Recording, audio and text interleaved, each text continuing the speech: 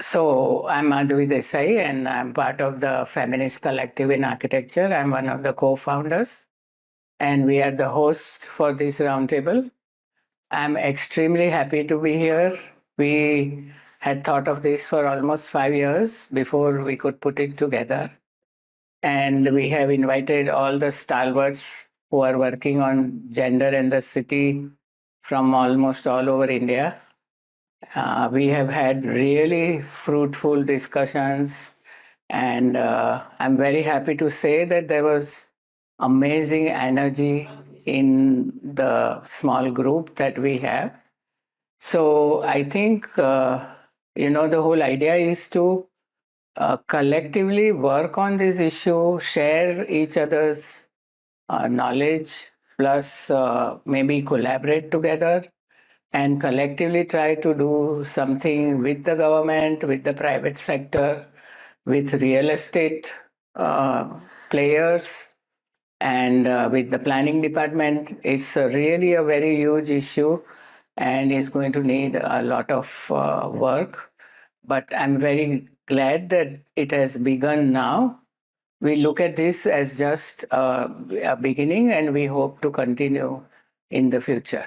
So, incredible experience. Rare to have this kind of convergence of people working on gender, people working on the city, people working at the ground level, people working in academia, people creating projects, advocacy. There were just many, many streams with which, people came to this table together and talked and discussed. I think it's a start, and a great start with which will need momentum. But I think I learned plenty about the potential of what we can bring to every city in this country. I hope we can keep the momentum going.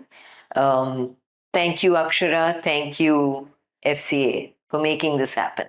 Fortunate that the organization I work with is women-led, women-run, sort of all-inclusive organization.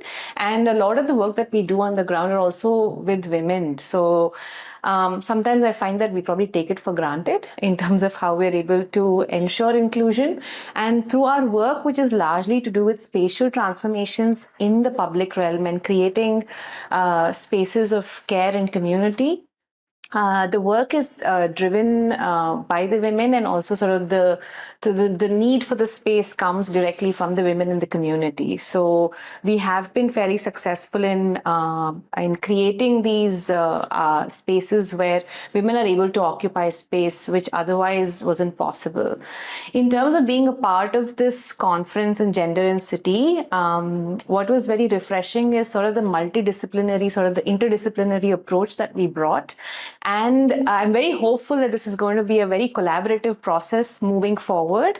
And I think, especially with the closing day, with the session that we just concluded, I find that there is an incredible sort of potential to act on this immediately, and have certain very critical, actionable sort of agenda items. And I am pretty excited about that, to see where this goes. I think it's a really good 2 days of extremely energetic discussions, and for me personally, very, very enriching.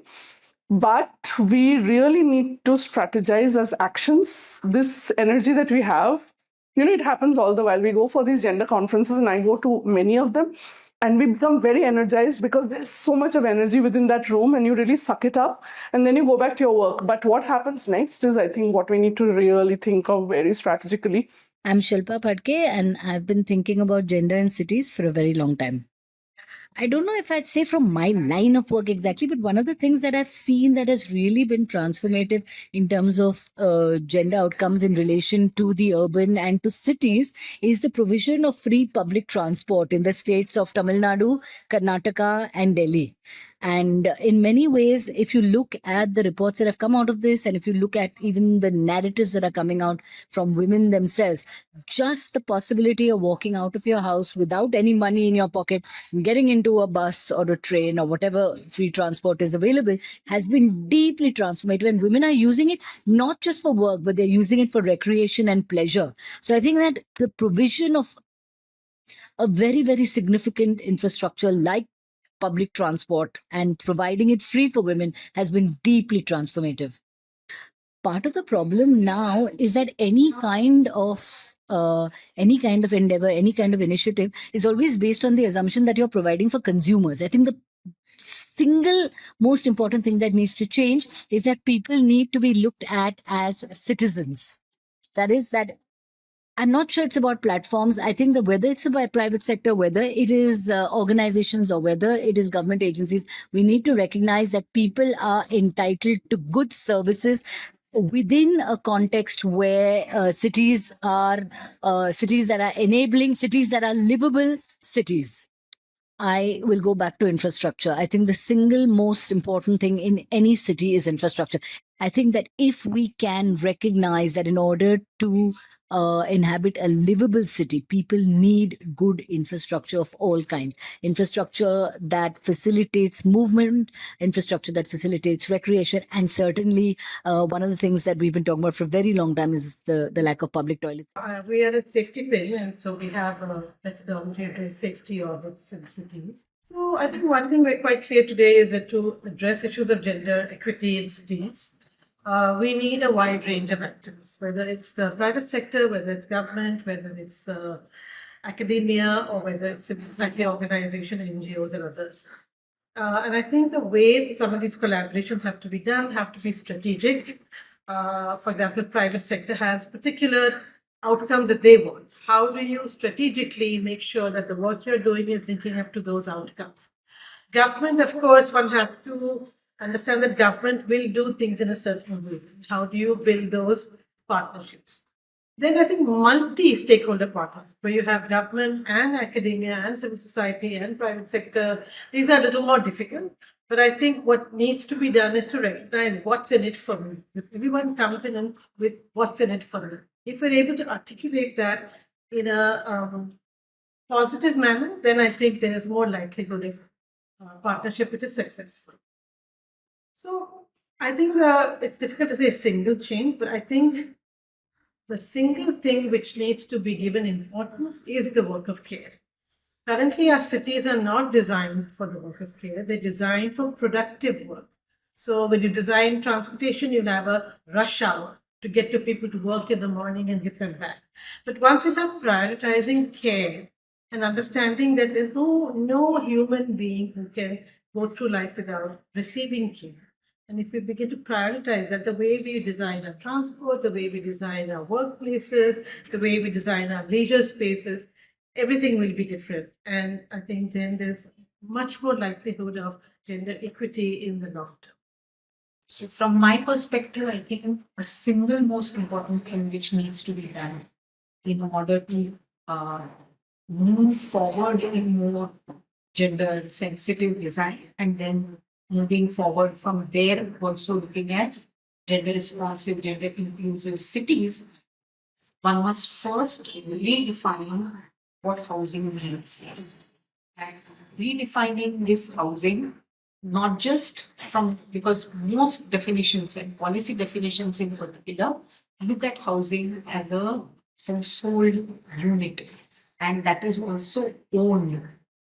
But instead of that, if we begin to look at housing as a basis of community, and housing, therefore, also the kind of care that therefore it can perform, then one will begin to have new designs in smaller housing layouts. One could also try to redefine and bring in more consideration of care amenities in the planning of neighborhoods, that way introduce more guidelines. There might perhaps then also be more spaces for dialogue that one can create between, firstly, organizations of residents and workers, organizations that are policy making organizations, as well as the private sector and perhaps also civil society as well. Currently, the entire definition on understanding of housing is something which is commodity centric. One is looking at its role in the economy and not really as within the productive plus reproductive domain. And which is why it is becoming very, very unfriendly to not just women, but also restricting women in some ways to private spaces. It's actually wonderful to be here at this roundtable on gender and city. क्योंकि हम because ये जो round table का I think the participant का जिस तरीके से इकट्ठा लाया है it's diverse there have been grass root activist there have been architects civil society so it's wonderful combination to get all kinds of people working on gender and intersection with the city. There are 2-3 things which I would like to highlight at this background. It's very important to have such kind of collective because gender intersects everything that we do in our life. वो शहर में हो, वो गांव में हो या वो और कहीं पे भी हो. As a part of women's movement, we have always taken that slogan, look at the world through women's eyes. And always try to claim the spaces. And through that, we could work for even waste speakers and get driveway centers for them. We always create spaces, find out spaces for waste management in the building. If you want to make a zero waste building, people always feel, no, we don't want that here. But then we have to claim those spaces, show people, yes, there is a space. So you have to go and claim, then only we can do it, and you should have people with you. So it is, you have to always talk to people and try to convince them. Suppose daycare centers. Most of the management say we don't have space for daycare centers, but you have to fight, show, and then also say that why it is necessary. And women need the creches. So it is not only the women. Sometimes even men can bring their children there. So it's not only women's demand, it should be society demand. And if we really, like how it was suggested, that we can, suppose in one ward, if 3 organizations are there, they should not go separately but go together and put the questions. Because what is happening is that people are hiding data. And if we have data, we should put that data ahead and then talk on the data.